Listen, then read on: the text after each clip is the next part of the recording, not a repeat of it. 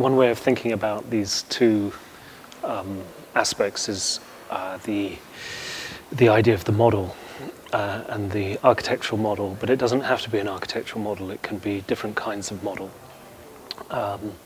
And the nature of a model is to be both structural in the way it carries ideas. So for instance, a model can be representative, it can be experimental, it can project into the future a kind of a conceptual or a utopian way of thinking. It has these different status, but at the same time the nature of the model is to be flexible, it is to be makeshift, light, informal. So there are these different qualities that manage to hold these two aspects together, and it's to do with, in a sense, a tone of presentation, and that one is putting forward ideas in a playful or an experimental way that is flexible, that remains flexible, but can also be quite precise. It's perhaps the hardest thing to talk about, the nature of the poetic, and it's almost perhaps important not to talk about it, because when you start naming it, it becomes too present. And what I'm interested in is how, in a sense, the limit of an artwork, or the way that an artwork works differently to the way other forms, other art forms or literary forms work. In that sense, there are, depending on the works, there are different references in each work. And very often the work fails to carry the literary ideas or references within the work. And that failure or to carry or hold information is part of my interest in the work. This work in the show is part of a project that I've been working on for a while, and it's to do with Konstantin Melnikov, who's a Russian architect who was operating mainly in the 1920s. And his first commission actually was to design the sarcophagus of Lenin's tomb, Lenin's mausoleum. So his first work was, in a sense, a death work. After that, he designed many progressive buildings throughout the 1920s. But he never fitted into the more materialist, revolutionary, constructivist movements. He was more esoteric, and he built, towards the end of that decade, about 1929, he built himself a house called Cylindrical House Studio in the middle of Moscow. And this house comprised of two interlocking cylinders where his living spaces and working spaces and sleeping spaces are conjoined, interlocking. And it's almost as a motif, it's a way of building, dwelling and thinking, how these different notions coexist. But when he built this house, very soon afterwards, he was shut down as an architect. He wasn't able to practice anymore because of in a sense, the Stalinist censorship took hold in the 1930s, and he fell out with the regime and wasn't able to practice. And so he remained in that house until 1972 when he died. So it's so interesting that this house which was designed as the perfect living, working space, became this kind of almost his living tomb, professional tomb, where he was unable to operate any longer. And so then what does this building become? and what did he do in this building? It becomes an extraordinary hermetic space, and he turns to painting, and he ends up painting portraits, still lifes. And I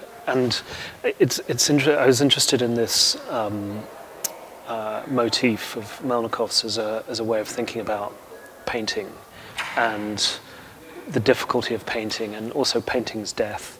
In a sense, you know, he's a contemporary of Malevich, and Malevich was maybe early on bringing painting to a conclusion or to an end point with his black square, and then people like Nikolai Tarabukin sort of declared painting absolutely redundant, and telling all painters to go into the factories and engage in society in a more politically constructive way than painting. So in a way, this relationship to a kind of a death of a practice as an architect, which is very much a practice in the world. It's to do with a kind of like a social political activity that's more direct than painting, and yet he then turns to the most hermetic of activities, and in a sense paints through his death. So as a motif of thinking about painting, thinking about the monochrome, thinking about different gestures of painting now and what is possible now, I found it an interesting subject. And so there's two works in that show. There's sort of a work that comprises of different painting motifs, and then there's a mat, a floor mat on the ground that's poked, that's placed slightly outside the space, in between space. And again, it's a kind of, it could be a motif for painting, it could be a monochrome, but it's obviously also ready-made. It's a rubber mat. And I was reading a text by Thierry Dedouve, who was relating Malevich's Black Square to Duchamp's ready-made, and as being, you know, a painting that is a ready-made, and it's in this sense it's something to walk through, perhaps to step on, but yet still exists as a motif for painting.